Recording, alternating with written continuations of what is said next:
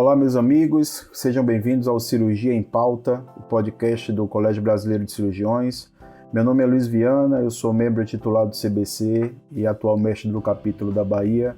E hoje nós vamos discutir um tema de grande relevância para o cirurgião geral, que é a hérnia inguinal. Para responder as perguntas e debater o tema conosco, convidamos o Dr. Leandro Totti Cavazola, que também é membro titular do CBC e um dos grandes nomes atuais da cirurgia de parede abdominal. Farei aqui uma breve apresentação. O Totti é professor adjunto do Departamento de Cirurgia da Universidade Federal do Rio Grande do Sul, mestre e doutor em cirurgia também pela Universidade Federal do Rio Grande do Sul, tem pós-doutorado em cirurgia minimamente invasiva na Case Western Reserve University, em Cleveland, Ohio, ex-mestre do capítulo do Rio Grande do Sul do CBC e ex-presidente da Sociedade Brasileira de Hérnia. Totti, meu amigo, seja bem-vindo, muito obrigado por aceitar o nosso convite para participar de mais um Cirurgia em Pauta. Obrigado pelo convite, Luiz. É uma honra e um privilégio sempre poder trabalhar nas atividades do CBC, que é a nossa maior entidade cirúrgica que nos representa de forma consistente no Brasil inteiro, ainda mais para discutir um assunto que eu e tu quase não gostamos, que é hérnia, né? Com certeza. Maravilha. Pessoal, como o tema é muito extenso e nós não vamos conseguir esgotá-lo, selecionamos aqui cinco perguntas sobre os aspectos fundamentais na condução dos pacientes com hérnia inguinal, e eu gostaria de abrir perguntando aqui a Totti se o tratamento da hérnia inguinal é sempre cirúrgico, a correção é indicada mesmo em pacientes assintomáticos? Então vamos lá, Luiz, eu acho que essa é uma pergunta bem pertinente, né? E a gente tem algumas maneiras de responder ela. Então, assim, primeira pergunta, né? O tratamento da hérnia inguinal é sempre cirúrgico. Eu sempre explico para os meus pacientes que a hérnia ela é um defeito mecânico, né? Ela é uma ruptura, normalmente na musculatura ou na fáscia da parede abdominal. E esse defeito mecânico exige uma correção mecânica. Eu gosto muito de comparar com os pacientes que existe... É como se houvesse um buraco na parede da casa deles. Buraco na parede a gente corrige com cimento e argamassa. E o nosso cimento e argamassa são as nossas telas, os nossos fios cirúrgicos, né? Então, se a gente for pensar do ponto de vista de tratamento, sim, o tratamento da hérnia, ele sempre vai ser cirúrgico. O que a literatura mais recente, a partir dos anos 2000, nos mostrou é que, eventualmente, alguns pacientes podem não ser operados. Eles podem não necessitar serem operados. Então vamos lá, o que acontecia antigamente se a gente voltar um pouco no tempo e pensar em pacientes que apareciam com hérnia no cirurgião? Uma hérnia era quase uma sentença de cirurgia, né? O cara chegava no consultório com diagnóstico clínico de hérnia, que o diagnóstico basicamente é clínico, né? Hoje a gente até tem alguns exames de imagem, mas o diagnóstico essencialmente é clínico. E o cirurgião não deixava ele sair do consultório sem que ele tivesse com a sua cirurgia agendada já. Por quê? Ele incutia no paciente aquele medo de ocorrer um encarceramento, um estrangulamento da hérnia e que aquele paciente fosse a necessidade de fazer uma cirurgia de urgência. Por que eu falei que isso mudou a partir dos anos 2000? Porque como os americanos gastam muito dinheiro com hérnia inguinal, eles foram ver o seguinte, mas para aí, não parece ser tão prevalente essa questão da hérnia encarcerada, estrangulada. Vamos estudar uma estratégia chamada Watchful Waiting, que é exatamente para responder a tua segunda pergunta. A correção é indicada mesmo em pacientes assintomáticos. Então, o que eles fizeram? Eles pegaram pacientes assintomáticos e oligossintomáticos, ou seja, pacientes com hérnias pequenas e cujo sintoma principal era abaulamento. E aqui uma característica importante, eles pegaram homens entre os 18 e 70 anos. Então a resposta para essa pergunta, ela tem que ser dividida em dois cenários. Para esta população e para as demais populações de hérnia. Então para esta população, eles observaram que a ocorrência de estrangulamento ou encarceramento, então homens oligossintomáticos ou assintomáticos, ela é extremamente rara. Luiz, para tu ter uma ideia, eu teria que ver quase 1.500 pacientes com essas características ao longo de 2 anos, acompanhando eles, para enxergar um episódio de encarceramento. Na verdade, o número real é 1.340. Então, o que eles viram? O que eles chegaram à conclusão? De que a observação é possível, é factível em homens assintomáticos ou oligossintomáticos. o bacana é que depois eles foram atrás desses pacientes em outros estudos que saíram mais tardiamente. O primeiro estudo é de 2004, os subsequentes vieram em 2011. E o que eles mostraram? E é isso que a gente tem que falar para os pacientes. Que quase 80% dos pacientes em 2 anos, esses pacientes assintomáticos ou oligossintomáticos, homens, eles voltam no teu consultório para pedir para ser operados porque eles se tornaram sintomáticos. Então, conversar com um paciente que chega com uma hérnia inguinal no meu consultório, a minha conversa tem que ser esse. Por exemplo, chega tu lá, olha Luiz, tu tem uma hérnia pequena, tu tem em 2 anos muito pouca chance de acontecer um evento agudo, mas eu tenho certeza que eu vou te ver em 2 anos. Aí os pacientes olham para mim e começam a rir, né? Eu digo assim, não, 80% dos pacientes voltam nos 2 primeiros anos por aumento dos sintomas. E aí vão pedir para ser operados. Então, a resposta é, podemos observar? Podemos. Existem alguns pacientes que voltam antes desses 2 anos. Existem algumas condições que fazem com que esses pacientes voltem antes. Pacientes com prostatismo, com constipação crônica, pacientes ASA 2 ou 3, e tem um dado muito engraçado no estudo mais tardio de 2011, que pacientes que são casados voltam antes. Mas esse é um fator de risco isolado. Se tu olha o odds ratio lá é 2.3. Os pacientes têm 2 vezes mais chance de pedir para ser operados nesse período. Então, a resposta é simples. Ela está indicada em pacientes mesmo assintomáticos, se a gente levar em conta essa perspectiva de em 2 anos esses pacientes serem operados, ou eles voltarem e pedirem para ser operados. Mas sim, eu posso observar, eu não preciso operar todo mundo de hérnia. Esse racional mudou muito nos últimos 20 anos. Tem uma característica importante aqui que a gente tem que lembrar também. Foi estudada uma subpopulação. Se eu for levar em conta hérnia pediátrica é outra coisa, se eu for levar em conta a hérnia na mulher é outra coisa. Inclusive, se vocês entrarem na internet e procurarem as diretrizes da Sociedade Brasileira de Hérnia para operar esses pacientes, vocês vão ver que em mulheres, mesmo hérnias assintomáticas, a gente indica a correção. Não de urgência, mas a gente indica a correção no momento do diagnóstico, porque a gente não sabe a história natural dessa doença. Então, sendo bem objetivo, respondendo as 2 perguntas. O tratamento cirúrgico da hérnia, sim, ele é sempre cirúrgico. O que pode acontecer, eventualmente, é que eu vou observar alguns pacientes, mesmo em pacientes assintomáticos, isso serve só para as mulheres. Mesmo quem é assintomático, mulher, deve ser operado, mesmo que não tenha nenhum sintoma. Só a presença da hérnia justifica a cirurgia. Em homens oligossintomáticos ou assintomáticos, a observação pode ser uma estratégia, mas eu tenho que informar esses homens na consulta que eles têm 80% de chance em 2 anos de voltar e pedir para ser operado. Não por uma urgência, não por aquele medo antigo que a gente passava nos pacientes, mas porque eles se tornam mais sintomáticos e voltam e pedem para ser operados. Perfeito, Totti. Eu acho que realmente esse é um dos temas dentro da hérnia inguinal que é bem controverso, né? E eu concordo com você aí em relação à indicação. E vamos seguindo. Tudo bem, o paciente chega no consultório, está indicado a cirurgia. Um outro ponto que é fundamental também para a gente discutir, eu acho que ainda gera, né, alguma discussão hoje entre os cirurgiões, é em relação à técnica, né? Entre as técnicas convencionais, você acha que tem alguma mais adequada do que a outra? E eu pergunto também se você acha que ainda tem espaço, se há espaço para correção sem prótese, e se sim, quais os casos que você indicaria, ou qual, né, se tem alguma oportunidade de você indicar a correção sem prótese? Bom, essa pergunta é bem importante, né?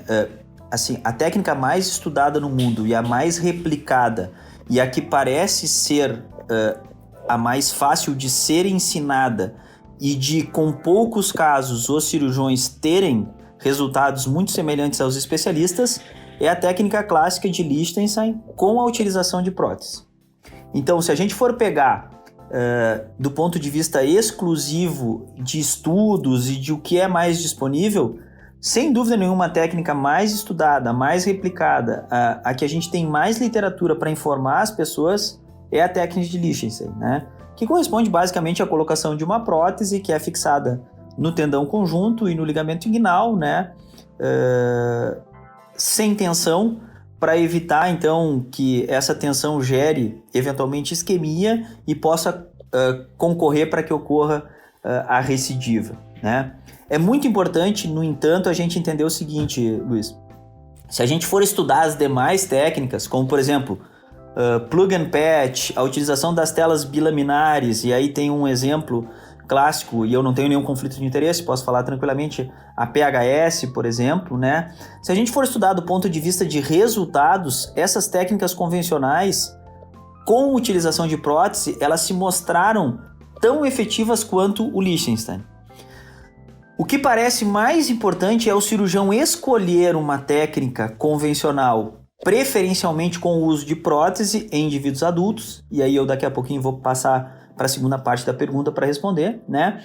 Mas que esse indivíduo seja um habitual nessa técnica. Então, se ele fizer bem o plug and patch, se ele fizer bem o Bilayer Mesh Device, que é o nome que as pessoas mais conhecem, é o nome comercial, que é o PHS, ele vai ter resultados tão bons em termos de recorrência, em termos de dor crônica, em termos de complicações de ferida operatória, que é o cirurgião que realiza Lichtenstein.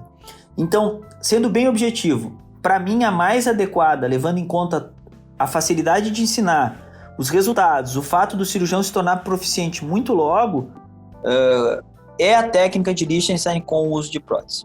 Então, para mim, já respondendo a segunda parte, ainda há espaço para correção sem prótese? Existe espaço, mas no indivíduo adulto, seja ele homem ou mulher, essa deve ser a exceção.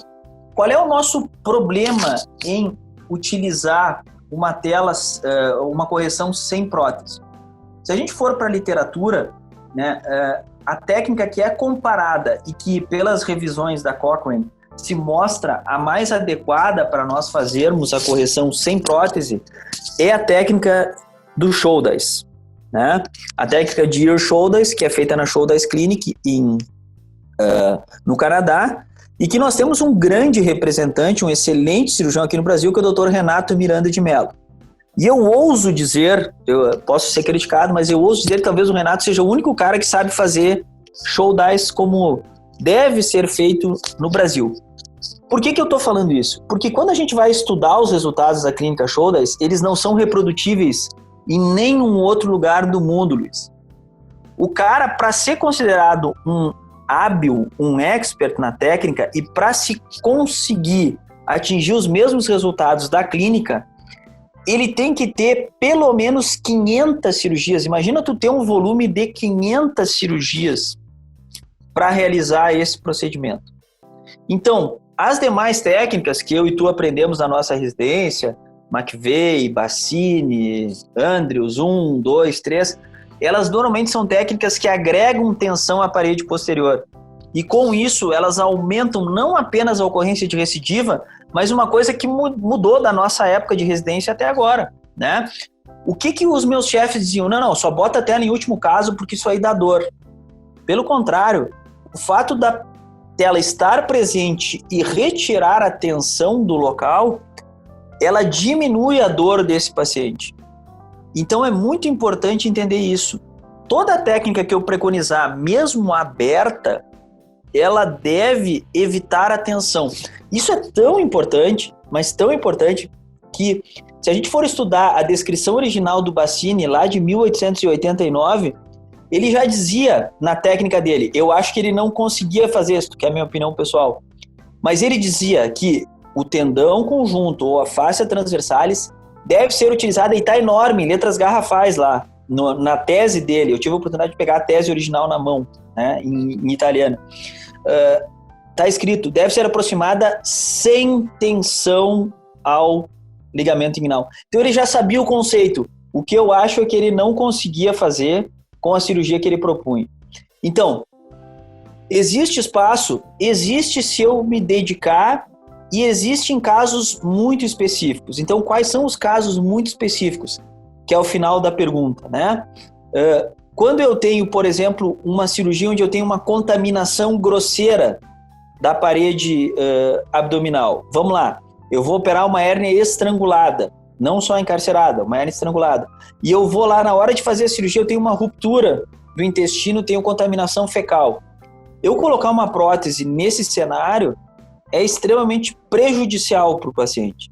A chance dele infectar e de eu ter que fazer novas intervenções e modificar essa minha técnica, ou ter que até eventualmente num outro momento retirar essa tela, ela é muito grande. Então ela não justifica que eu utilize uma prótese nessa situação.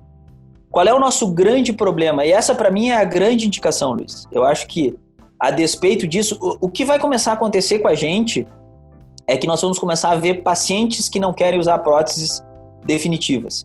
Isso já é uma realidade nos Estados Unidos. Se a gente entrar e der um Google Search ali, a gente vai ver vários sites que indicam cirurgiões que fazem reparos sem tela nos Estados Unidos. Na maior parte das vezes no Brasil ainda o paciente ele é muito, ele aceita muito o que o médico fala, mas lá nos Estados Unidos já é uma realidade. Os pacientes já chegarem, não, eu quero fazer tal técnica, eu não quero usar prótese, eu quero usar uma prótese que o organismo vai absorver. Então esse seria o segundo cenário que eu utilizaria. E aí, te sendo muito sincero, se um paciente desses vem para mim hoje, e eu posso te dizer que eu tenho uma experiência boa em cirurgia aberta, mas só da época da residência, eu desde 97, 98 para ser mais preciso, eu só uso correção, eu só opero adulto, eu só uso correção com tela, com prótese. E apesar de ter feito muitas cirurgias naquela época e ter feito alguns Liechtenstein, esse paciente, se ele tiver condições, eu vou encaminhar para o Renato Miranda de Mello fazer a cirurgia. Porque eu não me sinto confortável da maneira que eu me sinto oferecendo uma cirurgia com prótese, onde eu sei os meus índices de recidiva, eu sei os meus índices de complicação, eu não me sinto à vontade de indicar uma cirurgia pior para ele. Então seriam esses dois grandes cenários. Contaminação grosseira local, que às vezes eu prefiro deixar o paciente com hérnia e operar num outro momento por uma outra via, a gente pode até discutir isso nas recorrências ali depois, ou pacientes que se recusam a ter uma prótese definitiva implantada. Aí, eu tenho uma coisa muito importante dentro de mim, eu vou comentar depois ali nas recidivas também, quando a gente comentar sobre recidivas, né? Tudo que eu não sei fazer bem, que eu não vá ofertar bem para o meu paciente, eu, graças a Deus, conheço pessoas que fazem melhor que eu. E eu vou encaminhar para que eles façam e tenham o melhor reparo possível. Nós, como cirurgiões, temos que ter humildade. E acho que a cirurgia sem tela, neste momento, na nossa realidade brasileira, ela fica restrita a muito poucas pessoas. E eu estou falando isso como uma pessoa que tem um interesse especial em hérnia, como tu bem sabe. Com certeza. Aproveitar e mandar um abraço aí para Renatinho. Realmente é um expoente, né, na técnica de shoulders. Nossa referência, exatamente. Todas as vezes que a gente ouve o Renato falar, dá até vontade, né, de fazer, mas eu concordo com você. Eu acho que a gente tem que fazer o que a gente já está habituado, né? Então, para a gente chegar ao nível, né, de expertise que ele tem, são muitas técnicas, muitas hérnias pela frente. E eu também, na cirurgia convencional, continuo optando por Liechtenstein, né? A minha conduta é exatamente a que você falou aí, e hoje eu uso prótese de forma rotineira, né? E aí vem a minha próxima pergunta, que é também um outro ponto fundamental, né, do tratamento da hérnia de parede abdominal, que são as próteses, né? Você acha que existe uma prótese ideal ou alguma que mais se aproxima disso? E queria que você comentasse também as principais diferenças entre as próteses que a gente tem hoje, uma gama, né, uma infinidade de telas de próteses aí, que a indústria vem oferecendo. Eu acho que a tecnologia é sempre bem-vinda, mas queria que você comentasse também em relação a essa diversidade das próteses e se você acha que tem alguma ideal. Perfeito. Então, assim, uma das coisas que a gente aprendeu, e quando a gente vai estudar isso, a gente entendeu que mais importante, antigamente se dava muito valor ao peso, a chamada gramatura da tela, né? O que é isso, né? Se a gente pegar e olhar a tela e bota ela, realmente, a gente pesa em gramas por centímetro quadrado, em gramas ou quilogramas por metro quadrado, a gente tem uma ideia do quanto de plástico, né, que é a maior parte dessas próteses são feitas, né, ou do material que seja, ele é utilizado na confecção daquela prótese. Se a gente for voltar lá em 2006, 2007, se teve muito estudo em relação ao uso do que a gente chama de prótese de alta ou de baixa gramatura. O que é isso? Na verdade, são próteses... O que se viu? Pegando as próteses que são as mesmas utilizadas desde a década de 50, se viu que quando a gente coloca, especialmente na região inguinal, a gente cria o tecido que é formado pela interação da prótese com o tecido local, ele gera um tecido que é 10 a 12 vezes mais forte que a parede abdominal normal. Então a impressão que a gente tem inicial é que esse material, os americanos chamam isso de overconstructed, né? Que a gente coloca, é como se eu vou fazer um chão e eu coloco muito concreto, muito cimento, para ele suportar um peso, suportar uma estrutura que não seria necessário. Então, quando a gente usa uma prótese de alta gramatura, né? E aí a literatura ela é variável em relação a esses números, mas eu te diria que é acima de 60 gramas por metro quadrado, né, de prótese. Então eu pego uma tela de 1 metro quadrado, peso ela, tem que pesar menos de 60 gramas, aí ela é considerada de média ou baixa gramatura, né? As de baixa gramatura seriam as abaixo de 35, 30 para alguns. Mas o fato é que essas de alta gramatura, elas seriam superdimensionadas para a região inguinal. Então o que se foi estudar? Se foi estudar se a colocação das telas de alta ou baixa gramatura tinha alguma diferença em termos de recorrência e em termos de sintomas locais, como dor crônica, desconforto local e tal. E o que se viu? Os trabalhos mais recentes mostraram o seguinte: para a inguinal laparoscópica, tanto faz. Tu pode usar uma tela de alta ou de baixa gramatura colocada naquele espaço. Os índices de recorrência, dor crônica e a sensação da presença da tela, que é extremamente rara nesse cenário, eles são absolutamente iguais. Isso para hérnias endoscópicas, tá? Agora, quando eu vou pensar em técnica aberta, por exemplo, técnica de Lichtenstein, o que esses trabalhos mostraram? Pelo menos as últimas meta-análises mostraram isso. Que a sensação de corpo estranho é um pouquinho menor nas telas com a gramatura menor. Por quê? Porque elas têm uma tendência a formar uma placa cicatriz menor na região onde elas são colocadas. E se a gente raciocinar, isso tem uma certa lógica. Lá na laparoscópica eu coloco a tela atrás de toda a musculatura. Na cirurgia aberta eu coloco ela abaixo do músculo oblíquo externo. Eu só tenho uma camada muscular na frente dela, né? E inclusive essa camada muscular vai interagir com a própria tela. O fato é que mais importante do que essa tal de gramatura, hoje a gente considera, e aí é importante quando a gente vai pensar na tela ideal, né? A tela ideal, infelizmente, ela não existe. O mais importante é o tamanho dos poros hoje. Isso é um problema para nós no SUS, eu acredito que tu devas passar pelo mesmo problema, que a gente tem telas de média ou alta gramatura, só que os poros delas são muito pequenos. E o que isso faz? Quando a gente tem poros pequenos, quando eu tenho a fibroplasia por dentro da tela, eu acabo criando uma placa no lugar. E isso aumenta consideravelmente a chance de desconforto local, eventualmente de dor crônica, e pode ser uma queixa dos pacientes no pós-operatório a sensação da presença da tela ali. Então, a prótese ideal, respondendo a pergunta, ela seria uma prótese de média gramatura, então em torno de 60 gramas, né? Idealmente acima de 40, abaixo de 70, com poros com pelo menos 1,5 mm, 2 milímetros. Se ela tiver isso, não interessa o local que eu coloque ela, seja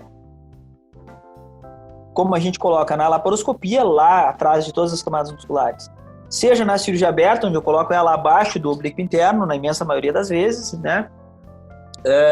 A interação dela com o organismo não vai ser tão acentuada a ponto de gerar uma placa cicatriz. Então eu vou ter a correção da hérnia com uma diminuição do processo inflamatório local e aí com consequente menos sintomas locais relacionados à presença da prótese. Vou reforçar, aqui eu estou falando basicamente das próteses permanentes de polipropileno. Existe uma miríade de próteses, existem mais de 300 próteses disponíveis no mercado, próteses absorvíveis, próteses de outras substâncias como o PVDF, como o poliéster, né? Mas nenhuma ainda em estudos de longo segmento e com grande número de pacientes se mostrou melhor do que a velha e boa prótese de polipropileno usada pelos relatos iniciais, primeiro em 1954 por Usher, mas agora existem alguns relatos da década de 30 de um cirurgião chamado Aquaviva, né? Então, na verdade, o que a gente precisa é oferecer para o nosso paciente uma prótese que procure corrigir o defeito herniário sem levar a sensação da presença de corpo estranho e sem aumentar o índice de complicações. Então, nesse cenário, eu preferiria uma prótese de média gramatura, em torno de 60 gramas por metro quadrado, com o poro bem largo, preferencialmente maior que 2 milímetros, para ser bem pontual e objetivo na resposta. Perfeito. E você citou aí, você passou por 2 pontos fundamentais que eu acho que é muito importante a gente discutir também, que são as complicações, né? Uma delas, eu acho que é uma das mais temidas, que é a dor crônica, a dor agnodínia, né? A dor pós a correção. Eu acho que quem já teve algum paciente, né, deve saber do que eu estou falando. Eu queria que você passasse para a gente, que nos falasse um pouco como é que você conduz esses pacientes que retornam com dor e se tem alguma dica, né? Lógico que a gente não tem uma fórmula milagrosa, mas se você acha que tem alguma dica ou alguma orientação para a gente tentar prevenir esse tipo de complicação. Perfeito.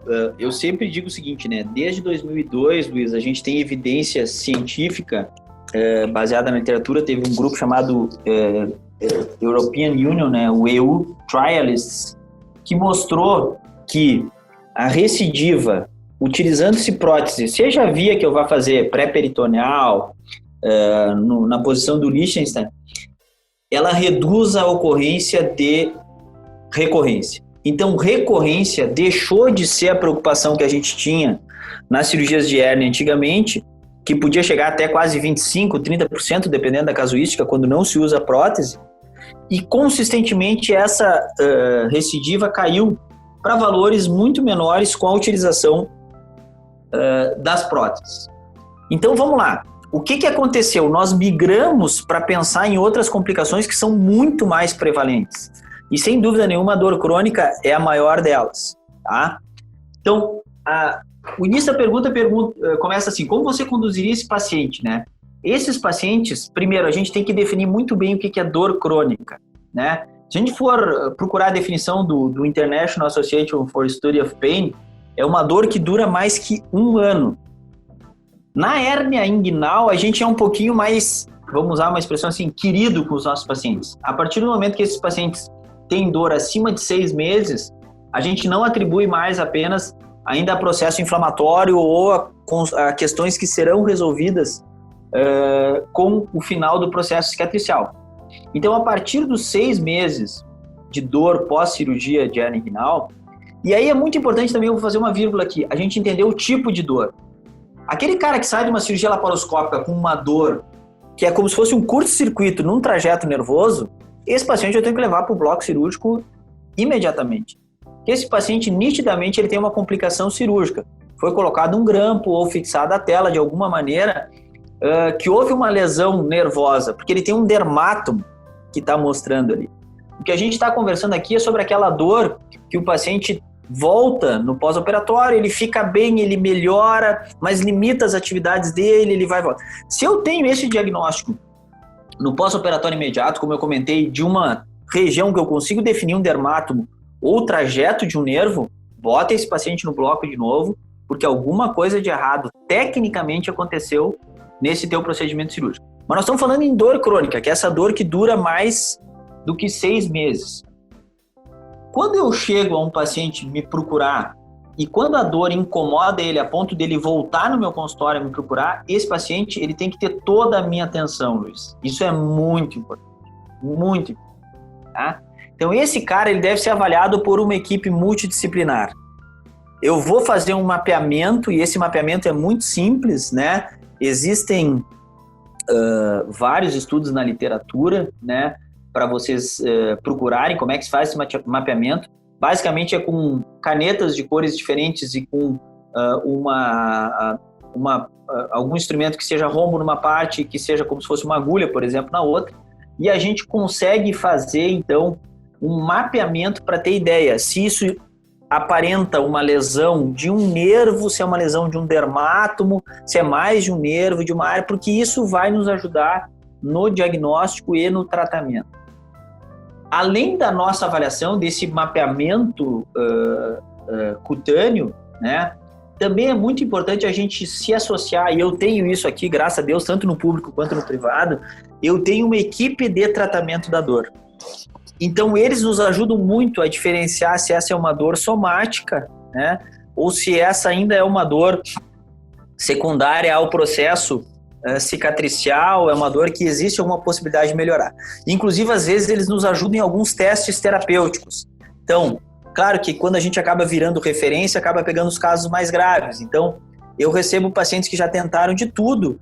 E uma das coisas que me ajuda a indicar, por exemplo, a cirurgia de ressecção dos nervos, a neurectomia, que a gente chama, a gente faz um teste terapêutico com os anestesistas. Então, a minha equipe ela consegue mapear, depois que eu faço o mapeamento, eu vejo, por exemplo, esse é território de cutâneo lateral da coxa. O que eu faço? Eu peço, então, me faz um bloqueio específico desse nervo. Se o paciente melhora da dor, eu tenho 2 caminhos. A gente faz um bloqueio com corticoide e com anestésico local. Este paciente, ele volta num período de tempo e a minha negociação com ele é o seguinte, olha, funcionou, provavelmente tu tem alguma coisa que está incomodando o teu nervo ali, a gente não sabe se é a tela, se é um grampo, o que é, mas o fato é que tu ficaste muito bem com a anestesia, com depósito, né? E a gente pode adotar isso como uma estratégia recorrente para tu fazeres, se tu quiseres. Ou a gente pode tentar a cirurgia, não tendo certeza que ela vai garantir, mas a gente já tem um backup para fazer analgesia caso tu precise. Então, esses pacientes eles devem ser conduzidos, primeiro, por alguém que tenha experiência em dor. Então, associar uma equipe multidisciplinar, que inclui, inclusive, fisioterapeuta, ortopedista, que inclui a equipe especializada em dor, o anestesista especializado em dor, é muito importante, porque às vezes o que acontece, alguns desses pacientes desenvolvem condições crônicas que não tem nada a ver com a hérnia e que só se tornam visíveis a partir do momento que ele faz a cirurgia da hérnia. Ele melhorou da hérnia, começou a fazer atividade física e aí teve um desgaste no quadril. Essas coisas podem acontecer. E aí daqui a pouco tu está atribuindo erroneamente uma dor, um desconforto ao teu procedimento cirúrgico e ele não tem absolutamente nada a ver com aquilo que foi feito. Então isso aí é bem importante também. Tem que ter uma equipe multidisciplinar, tem que ter gente que te acompanhe e que te ajude nesse raciocínio em relação às causas da dor desse paciente. A melhor dica para prevenir essa complicação, na verdade, eu dividiria ela em 2. Primeiro, conhecimento anatômico da técnica que tu fores fazer. Então, na cirurgia de Lichtenstein, entender por que o Lichtenstein descreveu que ele não dá pontos contínuos no tendão conjunto, porque ali em 40% das vezes passa um ramo profundo do ilho hipogástrico. Se eu der uma sutura contínua, a minha chance de pegar ali é muito mais. Por que não se faz mais a ligadura alta do cremaster? Porque eu posso lesar o ilho inguinal, eu posso lesar o ramo genital do gênito femoral. Isso na cirurgia aberta. Então, conhecer a anatomia, ter uma técnica cirúrgica adequada. Eu não preciso, na cirurgia aberta ou na laparoscópica, enxergar todos os nervos. Mas se eu conheço os trajetos, se eu evito dissecções onde eu retiro a gordura perineural, eu não exponho o meu nervo ao processo inflamatório que é necessário para que a tela seja integrada, eu vou reduzir as chances de dor crônica. Então, a minha dica seriam 2. Conhecer muito bem a anatomia da cirurgia que tu vais fazer, seja ela aberta ou laparoscópica, e ter uma técnica cirúrgica apurada onde tu não expõe os nervos desnecessariamente. Então, a gente sabe que existe, por exemplo, na laparoscópica, o trígono da dor. Eu não preciso tirar aquilo que os americanos chamam de investing fascia, né? A gente tem uma fáscia que protege os nervos naquela região. Na verdade, naquela região, na cirurgia laparoscópica, eu devo deixar toda a gordura possível na parede ali, porque aquela região não é um local de ocorrência de hérnias. Então, as duas dicas seriam essas. Conhecimento anatômico apurado e entendimento que os nervos, inclusive, são diferentes na cirurgia aberta e na laparoscópica, né? Então, conhecimento anatômico, segundo uma técnica cirúrgica apurada que vai evitar lesões desses nervos durante o processo de cirurgia. Essas seriam as minhas duas dicas. E não ter vergonha, vou repetir de novo, não é demérito nenhum não saber tratar esses pacientes. São pacientes difíceis, são pacientes complexos. Se eu não tenho uma equipe multidisciplinar e eu não estou habituado a ver esses pacientes, encaminhe adiante que esses pacientes eles devem ser bem tratados por uma equipe que está habituada a fazer o atendimento desses pacientes. Eu tenho que enxergar eles globalmente, porque às vezes eu vou me surpreender achando que eu estou com um paciente que tem uma dor crônica secundária a uma lesão da cirurgia e eu vou ver ele tem uma doença totalmente diferente que a gente teve a infelicidade de que ela tenha acontecido no decorrer do processo pós-operatório da cirurgia da hérnia. É isso. O Todd, você comentou aí também em relação à recidiva, né? E eu concordo com você que depois, né, atualmente, né, nos últimos anos, a recidiva deixou de ser uma preocupação importante dos cirurgiões, né, perdendo aí para as complicações, principalmente a dor e outras complicações relacionadas ao sítio cirúrgico, mas ainda é uma complicação também temida, né, meio que denota o fracasso da técnica, né? Você operou, mas mesmo assim o paciente continuou com a hérnia, o paciente já volta no consultório meio desconfiado. Eu queria que você comentasse também em relação à recidiva, se você acha que existe alguma técnica superior ou até alguma que seja contraindicada. E como eu sei que você, assim como eu também, tem uma queda pela videocirurgia, pela cirurgia endoscópica, eu queria que você comentasse aí também em relação às técnicas minimamente invasivas, né? A videolaparoscopia, a robótica, vem ganhando muito espaço, a videolaparoscopia já é uma realidade, né? Eu acho que a gente começou a fazer aí na época em que os trabalhos ainda estavam iniciando, então tinha aquela curva de aprendizado, muita gente dizendo que a técnica convencional era melhor, que a técnica laparoscópica era a invenção, e hoje já está muito bem estabelecida, a gente já está partindo para a robótica, e eu acho que tem muito a ver, principalmente com recidiva também. Eu queria que você comentasse isso aí, por favor. Essa pergunta eu adoro responder da seguinte maneira, Luiz. Faça a cirurgia que tu faz melhor. Vou te dizer por quê. Em teoria, tu sempre deve utilizar a zona virgem de tratamento. Então, vamos lá. Se eu fiz a cirurgia aberta, a melhor técnica para correção da recidiva é a cirurgia laparoscópica. Se eu fiz a cirurgia laparoscópica, a melhor técnica para recidiva é a cirurgia aberta. Agora, a gente ouve muito, isso está nos guidelines desde 2009, mas eu sempre chamo a atenção para um ponto que tu vais concordar comigo.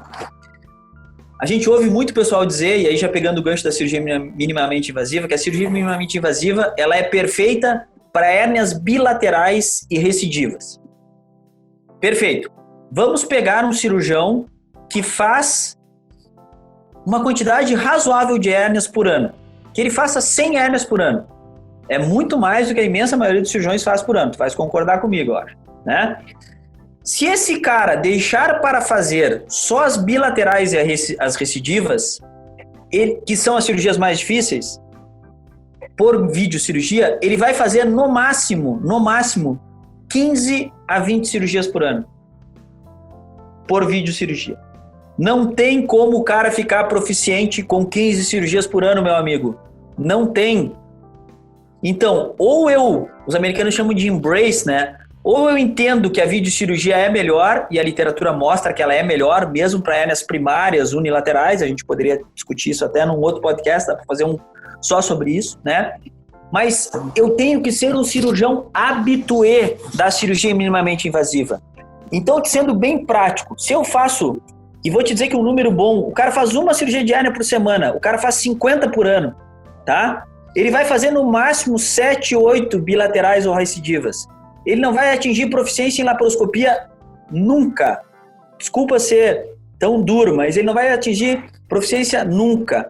Então, este cara, quando ele tiver uma recorrência de uma cirurgia dele aberta, ou ele caminha para o Luiz Viana, ou ele opera aberta, porque é o que ele faz melhor. Se a gente for pegar pelo guideline, o guideline é lindo. Operei aberta, a recidiva é por laparoscopia.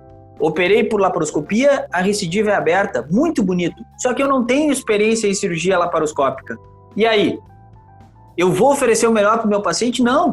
Então, a técnica superior é aquela que eu faço melhor. Eu adoro essa pergunta. Sempre quando eu estou dando aula e eu falo de indicações de hérnia por vídeo, eu digo isso.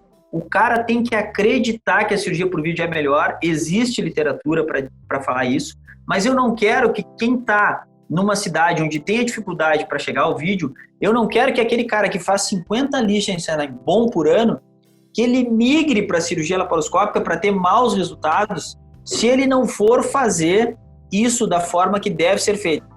Se ele não pegar e adotar a cirurgia laparoscópica como a cirurgia de rotina dele, para todos os casos. E aí ele vai ser proficiente nos casos mais difíceis, que são as recidivas e as bilaterais. Para mim, a única contraindicação para cirurgia minimamente invasiva hoje é a incapacidade de anestesia geral. Por que eu estou te dizendo isso? Hoje, as mesmas recidivas de cirurgia laparoscópica, eu tenho feito por via minimamente invasiva, só que daí robótica, né? A plataforma robótica, ela realmente acrescenta, né? Em relação especificamente a esse caso, mas eu acho que o cirurgião usual, não o cara que nem eu, que é dedicado especificamente à hérnia, que se sente confortável com a anatomia videoendoscópica, até mais do que a anatomia aberta, e aí tem um detalhezinho que as pessoas às vezes não sabem. Eu dei aula 21 anos de anatomia humana. Eu adoro região inguinal, eu estudo região inguinal e parede abdominal do ponto de vista anatômico desde aquela época, né? Então, esse entendimento hoje, eu tenho um entendimento maior na minha cabeça da anatomia inguinal videoendoscópica, porque é a minha rotina maior do dia a dia. Eu ainda opero bastante no SUS cirurgia aberta, graças a Deus tenho um volume bastante em ambos, no consultório e no SUS, né? Mas a minha preferência nas reintervenções, porque eu quero entender o mecanismo da recorrência. Eu estou numa fase que eu quero entender, mas por que essa hérnia voltou? E eu consigo fazer isso melhor por cirurgia minimamente invasiva. E aí o acréscimo da plataforma robótica, que ela me dá nas recidivas de cirurgia endoscópica e nos pacientes que tiveram manipulação do pré-peritônio prévio, então, prostatectomia radical, cirurgias complexas ali, eu pego bastante pacientes de pós da uro, com comprometimento da região pré-peritoneal, esses pacientes, o robô, ele realmente dá um upgrade e permite que eu consiga fazer essas cirurgias por via minimamente invasiva. Então, sendo bem prático, né? Faça a técnica que você faz melhor. Só se baseie nos guidelines se você tem experiência em ambas as técnicas. E quando eu digo experiência, é proficiência, né? Então, só siga o guideline lá que está publicado desde 2009, lá da European Hernia Society. Recidiva de aberta se faz por laparoscopia, recidiva de laparoscopia se faz aberta. Só siga se você tem expertise em cirurgia laparoscópica. Se não, faça o que você faz melhor, ou se você quer ofertar o melhor para o seu paciente, encaminhe para um cirurgião que tem habilidade em fazer. Não é demérito nenhum, pessoal. A gente, na tentativa de oferecer o melhor para o nosso paciente, encaminhar ele para um cirurgião que tenha mais experiência numa área específica, que não é a nossa, que não é obrigatoriamente a nossa do dia a dia. A gente não deve imaginar que nós, como cirurgiões, conseguimos responder todas as questões e resolver todos os problemas. Sempre vai ter alguém que sabe mais que nós ou que opera melhor que nós. E se a gente pensar no benefício do paciente, essa pessoa é que deve ser encaminhada para que o paciente tenha o melhor resultado, que no fim é o nosso objetivo primário. Com certeza, maravilha. Eu acho que a gente tem um pouquinho de tempo e eu ia só complementar essa pergunta também. Queria que você, que é um expert em cirurgia minimamente invasiva, de forma bem objetiva, Existe alguma hérnia que você disse que, né, faz hoje a grande maioria, e eu acredito que deve ser 100%, aí deve ter uma resolutividade de 100% por cirurgia minimamente invasiva, mas existe algum caso que você não tente fazer por videocirurgia? Bom, tem sim, Luiz, tem. O que acontece? Eu recebo, aí pensando mais no SUS, né? Eu recebo muitos pacientes com hérnias íngeo-escrotais gigantes e esses pacientes não têm acesso ao robô, né? São pacientes do Sistema Único de Saúde. Vou te dizer que a gente tem uma experiência muito boa nessas hérnias íngeo-escrotais gigantes com o uso do robô. Mas aí, quando eu começo a pesar o benefício dessa cirurgia por via laparoscópica, eu normalmente indico a correção aberta nesses pacientes pela técnica de estopar. A gente tem um volume grande, né? O acesso, como eu te falei, o acesso pré-peritoneal para mim hoje é um acesso que é do meu dia a dia, né?